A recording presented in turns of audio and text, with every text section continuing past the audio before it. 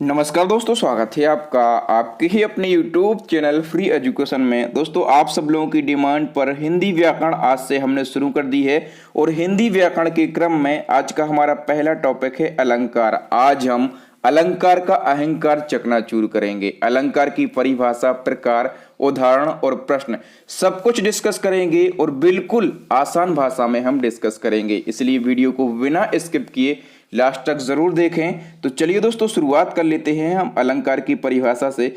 और अलंकार की परिभाषा हम बचपन से पढ़ते आ रहे हैं कि काव्य की शोभा बढ़ाने वाले तत्वों को हम क्या कहते हैं। तो ऐसे तत्व जो काव्य की शोभा बढ़ाते हैं उनको हम अलंकार कहते हैं। जिस प्रकार से गहने या आभूषण स्त्री की शोभा बढ़ाते हैं, उसी प्रकार से अलंकार क्या करते हैं, काव्य की शोभा बढ़ाते हैं। ठीक है। अलंकार के प्रकार, तो अलंकार तीन प्रकार के होते हैं। डायरेक्टली एग्जाम में क्वेश्चन पूछ लिया जाता है, अलंकार मुख्यतः कितने प्रकार के होते हैं, तो तीन प्रकार के होते हैं, शब्दालंकार, अर्थालंकार और उभयालंकार। ठीक है।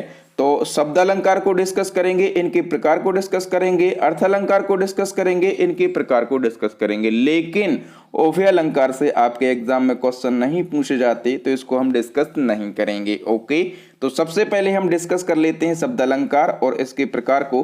तो दोस्तों, शब्दालंकार भी लगभग इनके तीन प्रकार हम डिस्कस करेंगे। सबसे पहले हम बात कर लेते हैं शब्दालंकार में अनुप्रास अलंकार की। ठीक है। तो दोस्तों, अनुप्रास अलंकार और इसको पहचानने का सबसे आसान तरीका यही है कि इसमें क्या होता है, इसमें वर्ण की आवृत्ति बार बार होती है। ठीक है। अनुप्रास अलंकार में वर्ण की आवृत्ति बार बार होती है। कैसे, उदाहरण के माध्यम से हम समझने का प्रयास करेंगे। चारु चंद्र की चंचल किरणें, यहाँ पर चा वर्ण की आवृत्ति बार बार हो रही है। ठीक है। चारु चंद्र की चंचल किरणें, तो यहाँ पर हम कह सकते हैं कि यहाँ पर कौन सा अलंकार है, यहाँ पर अनुप्रास अलंकार है। दूसरे एग्जाम्पल से हम समझने का प्रयास करेंगे। दूसरा एग्जाम्पल क्या लिखा है, मुदित महीपति मंदिर आए, लिखा हुआ है मुदित महीपति मंदिर आए। और यहाँ पर जो दूसरा एग्जाम्पल है, यहाँ पर माँ वर्ण की आवृत्ति बार बार हो रही है। ठीक है। तो यहाँ से हम पहचान कर पा रहे हैं कि यहाँ पर अनुप्रास अलंकार है। इसकी दूसरी पंक्ति में हम देखेंगे, सेवक सचिव सुमंत बुलाए, तो यहाँ पर शा वर्ण की आवृत्ति बार बार हो रही है। तो इस प्रकार से अनुप्रास अलंकार की आप आसानी से पहचान कर पाएंगे। नंबर सेकंड प्रकार है हमारा श्लेष अलंकार। और देखो दोस्तों, श्लेष अलंकार और इसके बाद है यमक अलंकार। यहाँ पर स्टूडेंट बड़े कंफ्यूज हो जाते हैं, लेकिन आपको कंफ्यूज नहीं होना है। यही कंफ्यूजन दूर करने के लिए तो हम आपको पढ़ा रहे हैं। देखो दोस्तों, सबसे पहले हम समझते हैं श्लेष अलंकार। और श्लेष अलंकार में क्या होता है, तो इसमें एक शब्द होता है और एक शब्द में अर्थ कैसे होते हैं, अनेक। और प्रसंग भी क्या रहता है, प्रसंग भी भिन्न रहता है। कैसे, एग्जाम्पल के माध्यम से हम समझने का प्रयास करेंगे। देखो दोस्तों, एग्जाम्पल लिखा हुआ है, रहीमन पानी राखिए विन पानी सब सून, और पानी गए न उबरे मोती मानुष चून। देखिए दोस्तों, यहाँ पर शब्द क्या है, एक है, पानी पानी पानी। ठीक है। लेकिन इनके अर्थ कैसे हैं, अनेक हैं। एक पानी का अर्थ होता है चमक, दूसरे पानी का अर्थ होता है इज्जत, और तीसरे पानी का अर्थ होता है जल। ठीक है।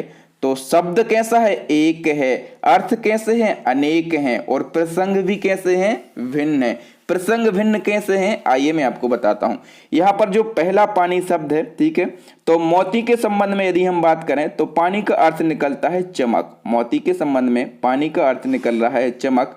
मानुष यानी कि आदमी के संबंध में पानी का अर्थ निकल रहा है इज्जत। और चून यानी कि चूना के संबंध में पानी का अर्थ निकल रहा है जल। ठीक है। शब्द एक है, अर्थ कैसे हैं, अनेक हैं, और प्रसंग कैसा है, भिन्न है। ठीक है। प्रसंग यदि भिन्न है तो वो होता है श्लेष अलंकार। इसी प्रकार का यमक अलंकार होता है। सेकंड एग्जाम्पल के माध्यम से हम समझने का प्रयास करेंगे इसको। सेकंड एग्जाम्पल क्या है, चरण धरत चिंता करत चितवत चारहूं और, सुबरन को ढूंढत फिरत कवि व्यभिचारी चोर। तो यहाँ पर हम समझने का प्रयास करेंगे। यहाँ पर एक शब्द है सुवर्ण। ठीक है। और सुवर्ण यहाँ पर एक ही शब्द है। ठीक है। एक ही शब्द है, लेकिन इसके अर्थ जो हैं ये अलग अलग प्रसंग बनाकर हम निकालें तो सुवर्ण का अर्थ होता है कवि के संदर्भ में सुंदर शब्द। कवि क्या ढूंढेगा, कवि हमेशा ढूंढेगा कि हमें सुंदर शब्द मिल जाए तो हम एक कोई कविता लिख दें, ठीक है। व्यभिचारी क्या ढूंढेगा? व्यभिचारी ढूंढेगा सुंदर स्त्रियां, सुंदर महिलाएं। और चोर क्या ढूंढेगा? तो चोर ढूंढेगा सोना, ठीक है। तो यहाँ पर सुवर्ण के अर्थ कितने हैं? 3। सुंदर शब्द, दूसरा अर्थ है सुंदर स्त्रियां, और तीसरा अर्थ है सोना, ठीक है। कवि के संदर्भ में सुवर्ण का अर्थ होता है सुंदर शब्द, व्यभिचारी के संदर्भ में सुवर्ण का अर्थ होता है सुंदर स्त्रियां, और चोर के संदर्भ में सुवर्ण का अर्थ क्या होगा? सोना होगा, ठीक है। तो याद रखना प्रसंग कैसा होता है? श्लेष अलंकार में भिन्न होता है। अब हम देख लेते हैं यमक अलंकार को। तो यमक अलंकार में क्या होता है सर? यमक अलंकार में होता है शब्द 2 बार आएगा, ठीक है। 2 से ज्यादा बार भी आ सकता है। शब्द 2 बार आएगा और अर्थ भी भिन्न होगा, लेकिन प्रसंग एक होगा, ठीक है। प्रसंग कितना होगा? प्रसंग एक होगा। एग्जाम्पल के माध्यम से हम समझने का प्रयास करेंगे। एग्जाम्पल है 3 बेर खाती है वह 3 बेर खाती है, ठीक है। 3 बेर, यहां पर जो वेर शब्द है देखिए, शब्द कितनी बार आया है? 2 बार आया है, वेर वेर, ठीक है। और अर्थ भी कैसा है? अर्थ भी भिन्न भिन्न है। एक बेर का अर्थ होता है समय, यानी कि अवसर, टाइम, ठीक है। और दूसरे बेर जो है इसका अर्थ क्या है? फल है, ठीक है। तो शब्द जो है ये 2 बार आया है और अर्थ भी अलग अलग है, लेकिन यहाँ पर कोई प्रसंग बनाने की जरूरत पड़ी है क्या? उसी के प्रसंग में कोई 3 बेर खाता है, यानी कि 3 बार, एक दिन में 3 बार, ठीक है, 3 टाइम खाता है, और 3 बेर खाता है, यानी कि 3 बेर जो फल है वो खाता है। और कितनी बार खाता है? 3 बार खाता है, ठीक है। तो एक ही व्यक्ति के संदर्भ में बात हो रही है। यहाँ पर प्रसंग कैसा है? एक है। यदि प्रसंग एक है तो यमक अलंकार है, इतना आपको याद रखना है। यदि हम बात करेंगे दूसरे एग्जाम्पल की, तो जो दूसरा एग्जाम्पल है हमारा काली घटा का घमंड घटा, ठीक है। तो यहाँ पर काली घटा का घमंड घटा शब्द 2 बार आया है, ठीक है। और अर्थ भी, एक घटा का अर्थ है बादल और दूसरे घटा का अर्थ कैसा है? कम हो जाना, ठीक है। बादलों का घमंड कैसा हो गया है? जो काले बादल हैं उनका घमंड घट गया है, ठीक है। घटा मतलब बादल, तो बादलों का जो घमंड है वो घट गया है। दूसरा एग्जाम्पल है कनक कनकते सौगुनी और मादकता अधिकाय, या खाए बोरात नर व खाए बोरा, ठीक है। यहाँ पर शब्द कितनी बार आया है? 2 बार आया है, ठीक है। और इनके अर्थ भी अलग अलग हैं। कनक, एक कनक का अर्थ होता है धतूरा और दूसरे कनक का अर्थ होता है सोना, ठीक है। और यदि आप कनक यानी कि धतूरा या सोना, या यदि आप धतूरा अधिक मात्रा में खा लें तो आप क्या हो जाएंगे? बोराएंगे, पागल हो जाएंगे, ठीक है। और आपके पास धन दौलत सोना चांदी अधिक हो जाए तब भी आप क्या हो जाएंगे? तब भी आप बोरा जाएंगे। ये इसका मतलब निकलता है, ठीक है। तो शब्द 2 या 2 से अधिक बार आया है, अर्थ भी अलग अलग है, लेकिन आपको प्रसंग बनाने की जरूरत नहीं पड़ेगी, स्टोरी बनाने की जरूरत नहीं पड़ेगी। एक ही व्यक्ति के बारे में, एक ही संदर्भ में इसकी बात होगी। वहां पर कौन सा अलंकार होगा? यमक अलंकार होगा, ठीक है। अब हम देख लेते हैं अर्थ अलंकार, ठीक है। अभी हमने देखा शब्द अलंकार, और शब्द अलंकार के हमने 3 प्रकार पढ़े हैं, अनुप्रास, यमक और श्लेष, ठीक है। यही पूछे जाते हैं। हम बात कर लेते हैं अर्थ अलंकार की, ठीक है। और अर्थ अलंकार में सबसे पहले हम बात करते हैं उपमा अलंकार की। और उपमा अलंकार को पहचानने की सबसे अच्छी ट्रिक क्या है कि उपमा अलंकार में एक तो योजक चिन्ह आएगा, ठीक है। योजक चिन्ह को हम क्या कहते हैं? तो इसको हम हाइफन साइन कहते हैं, ठीक है। और इसको डैश से हम डिनोट करते हैं, ये होता है योजक चिन्ह। तो इसमें योजक चिन्ह तो आएगा, इसके साथ में सा, सी, सम, सरिस, ज्यों और जैसा, ये शब्द भी आएंगे, ठीक है। याद रखना, योजक चिन्ह भी होगा और ये शब्द भी होंगे। वहां पर कौन सा अलंकार होगा? तो दोस्तों वहां पर होगा उपमा अलंकार। एग्जाम्पल के माध्यम से हम समझने का प्रयास करेंगे। पहला एग्जाम्पल है मुख चंद्रमासा सुंदर है। तो देखिए यहाँ पर योजक चिन्ह भी आया है कि नहीं आया? तो यहाँ पर योजक चिन्ह भी आया है, और हमने कहा था कि सा, सी, सम, सरस, ज्यों त्यों ये शब्द भी आएंगे। तो यहाँ पर सा शब्द भी आया है। दूसरे एग्जाम्पल में नीरज सरस नयन रघुवर के, तो यहाँ पर हाइफन यानी कि योजक चिन्ह भी आया है, और यहाँ पर सरस शब्द भी आया है। पीपर पात सरस मन डोला। अब आप कहेंगे सर यहाँ पर हाइफन साइन तो नहीं आया, हाइफन साइन नहीं आया, योजक चिन्ह नहीं आया, लेकिन सरस शब्द तो आ गया, ठीक है। तो यहाँ पर कौन सा अलंकार होगा? उपमा अलंकार होगा। नेक्स्ट अलंकार को हम समझने का प्रयास करेंगे, रूपक अलंकार। अब देखिए यहाँ पर क्या रहेगा, यहाँ पर हाइफन साइन यानी कि योजक चिन्ह तो रहेगा, लेकिन सासी सम सरस शब्द नहीं रहेंगे। यहाँ पर कौन सा अलंकार रहेगा, तो यहाँ पर रहेगा रूपक अलंकार। ठीक है, देख लेते हैं एग्जाम्पल। उदित उदय गिर मंच रघुवर वाल पतंग, तो यहाँ पर देखिए योजक चिन्ह तो आ गया, लेकिन सीसम सरस ज्यों त्यों ऐसे कोई शब्द हैं क्या, नहीं है, तो आंखें बंद लगाकर रूपक अलंकार लगा दीजिए। नेक्स्ट एग्जाम्पल है, मुख कमल समीप सजे थे दो किसलय दल पुरनई के, तो यहाँ पर देखिए योजक चिन्ह आ गया, लेकिन सीसम सरस शब्द नहीं आ गया, तो रूपक अलंकार लगा दीजिए। नेक्स्ट है, चरण कमल बंदौ हरिराय, यहाँ पर देखिए योजक चिन्ह आ गया। ठीक है, योजक चिन्ह है और उसके साथ में सीसम सा ज्यों त्यों शब्द नहीं है, तो वो रूपक अलंकार है। और योजक चिन्ह के साथ में प्लस में यदि सीसम सा से ज्यों त्यों शब्द हैं, तो वो कौन सा अलंकार है, वो उपमा अलंकार है। इतनी आसान भाषा में कोई नहीं पढ़ा पाएगा जितनी आसान भाषा में मैं आपको पढ़ाने का प्रयास कर रहा हूं। नेक्स्ट हमारा है उत्प्रेक्षा अलंकार, और उत्प्रेक्षा अलंकार को पहचानने की केवल एक ट्रिक है, इसमें जनु जानो मनु मानो जानहु मानहु ये शब्द आते हैं, तो वो कौन सा अलंकार होता है, उत्प्रेक्षा अलंकार होता है। उदाहरण, राम सप्रेम पुलकी उर्वाला। ठीक है, तो यहाँ पर देखिए परम रंक जनु पारस पावा, देखिए यहाँ पर जनु शब्द आ गया, कौन सा अलंकार होगा, उत्प्रेक्षा अलंकार होगा। सेकंड एग्जांपल देख लेते हैं, उसका मुख मानो चंद्रमा है, देखिए यहाँ पर मानो शब्द आ गया, कौन सा अलंकार होगा, उत्प्रेक्षा अलंकार। थर्ड एग्जांपल है, सो तुम जानहु अंतर्यामी, जानहु शब्द आ गया। ठीक है, जानहु शब्द आ गया, कौन सा अलंकार होगा, उत्प्रेक्षा अलंकार होगा। ओके, नेक्स्ट प्रकार को हम देख लेते हैं, और नेक्स्ट हमारा प्रकार है अतिशयोक्ति अलंकार। और अतिशयोक्ति अलंकार ये तो सभी लोग जानते हैं, इसमें बड़ा चढ़ाकर बात प्रस्तुत की जाती है। कैसे, हनुमान की पूंछ में और लगन न पाई आग, लंका सारी जल गई गए न साचर भाग। देख रहे हैं, ऐसा हो सकता है, कह रहे कि हनुमान की पूंछ में आग ही नहीं लग पाई और लंका सबरी जल गई। भैया जब तक आग नहीं लगेगी तब तक लंका कैसे जलेगी। ठीक है, तो ये बहुत ही ज्यादा यदि बड़ा चढ़ाकर बात कर दी जाए तो वहां पर कौन सा अलंकार होता है, अतिशयोक्ति अलंकार होता है।